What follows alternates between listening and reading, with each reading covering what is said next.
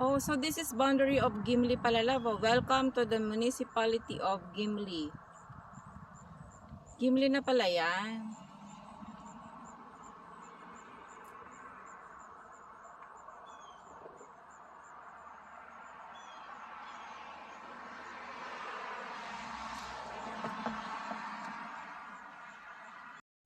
Ito ang ipapakita ng mga kongresista sa mga susunod na Quadcom hearing sa Kamara. Ilalabas namin yun at the topic tayo. Pero po, in the matrix yun, either Ready na po tayo, no? Filipino guide, magkasama dyan sila. Bili-video ko si tita habang naglalaro. Lola, ikaw? Gusto mo maglaro doon? Di mo? Ayaw mo? Dali, maghagis ka po doon at aking... Ilalagtad ito ano sa Quadcom ang kaugnay May allegation ka, ilabas mo. Pero hindi nasisira yung pangalan ng tao, wala na siya. tinawag din ng pag-abuso sa contempt powers ng Kamara ang huling pag-cite for contempt kay Ong na sa pag-iwas sa mga tanong at umalik ang sasaling.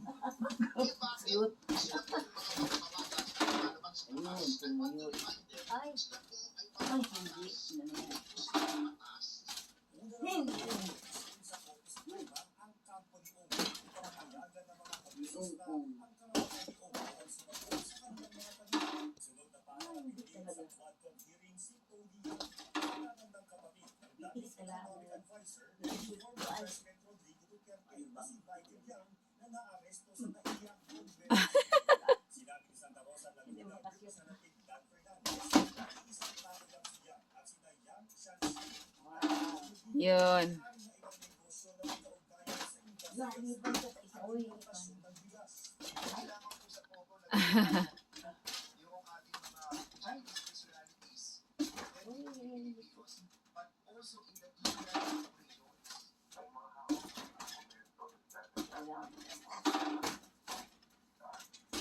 Yeah.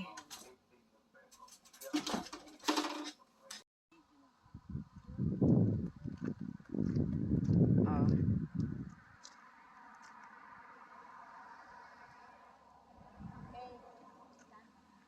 Di pa po. Okay lang po. Bibigay ko to sa inyo. Lakad na. Binilang niyo po yung ngipin yan? Kung ilan? ngipin ko ay ano. Alam ko. At dito na. Opo, dito naman. Ayun pala yung simbahan nila, oh. Oo nga pala. Pupunta kami dyan. Hindi na po. Kinukuhaan ko lang. Isasama ko sa video nyo.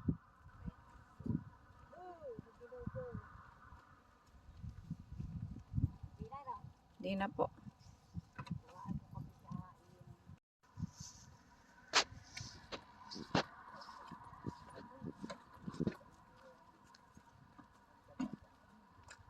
Ayan, dito naman po, gusto nila Lola mag-video daw. Pagsasakay sila sa car kasi pabalik na kami ng Winnipeg.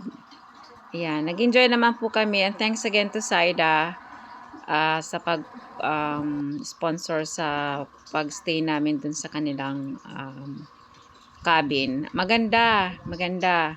10 out of 10 ang rating namin. Thank you so much, Saida.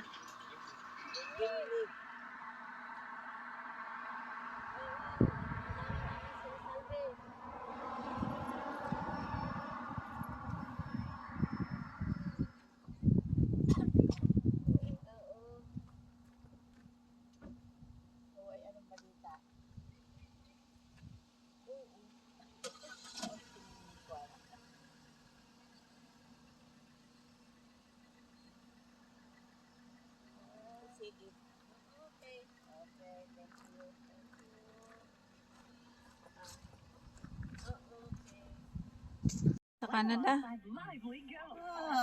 June 24, 1972. Anong oras po kayo bumaba sa airplane? Sa Ba, di mga 11 na. Sabi ko, ba, ano bang liwa? Ano? Ba't parang araw pa rin? Panay, iba na ang oras. oh, Nung pula ang natuklasan na ay iba pa. Iyan. Ito po ay maiksing interview kay Lola habang kami ay pauwi ng Winnipeg. dahil kami po ay 1 oras ang biyahe. Tsaka magkano pong mga nagastos mo po, Lola, sa pagpunta dito? Di ba sabi mo 50? Yung aking baon ay 50 at ako nagkakagilap pa sa aming opisina noon. Take the next Di alam right ng onto buong Stilt Street, opisina. Stitt Street.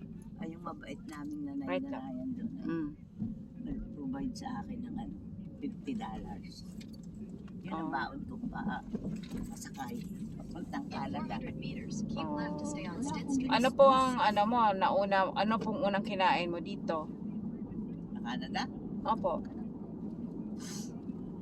Naalala mo pa? Hindi ko na maalaala eh kasi Pilipino din yung naanak ko eh. Natirhan ko.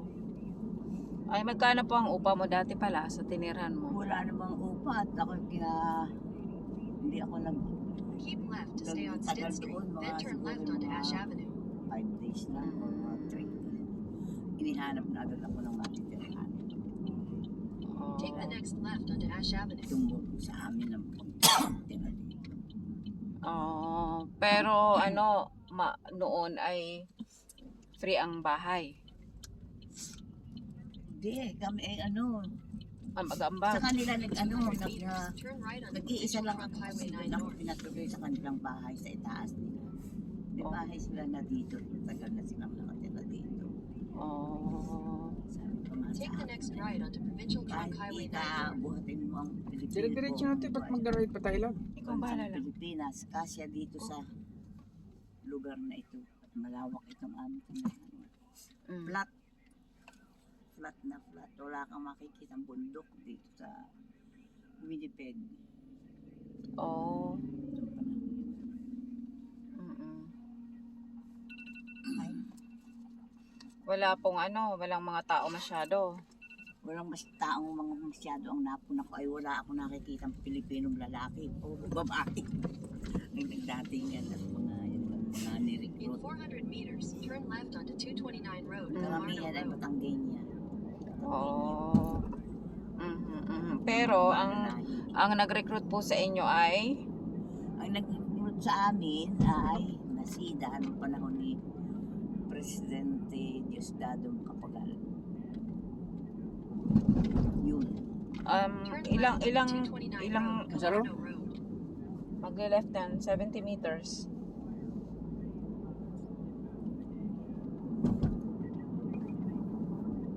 Alder Take the next Avenue. left onto Alder Avenue. Pinali-left ka talaga eh.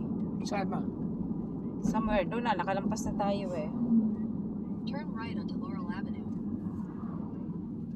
Kailangan ikaw ay maupo dito.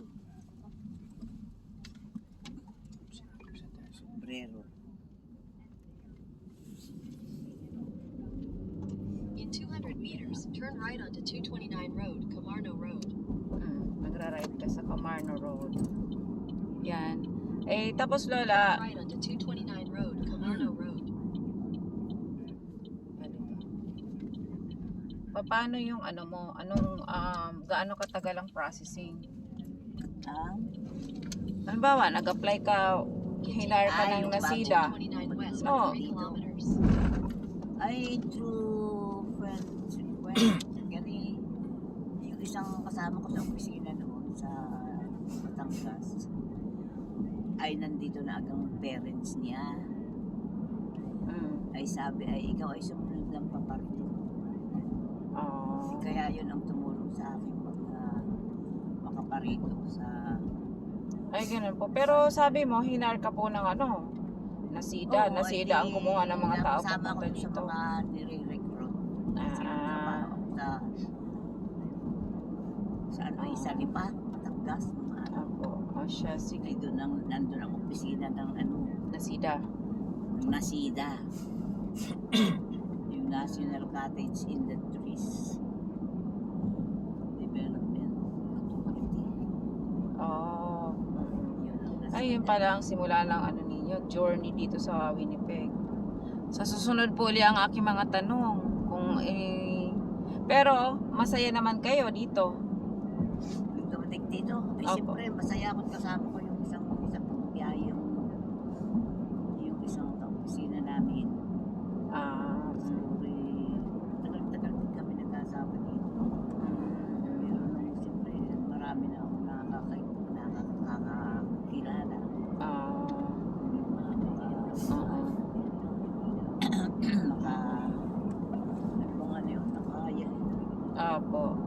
Nagpa-party din po kayo, party.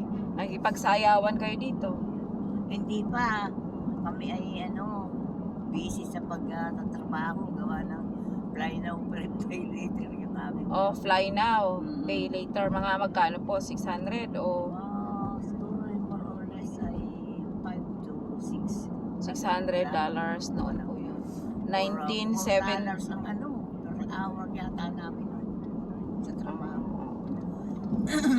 Ayun, siya sige po Lola. Sa susunod po ulit ang ating interview.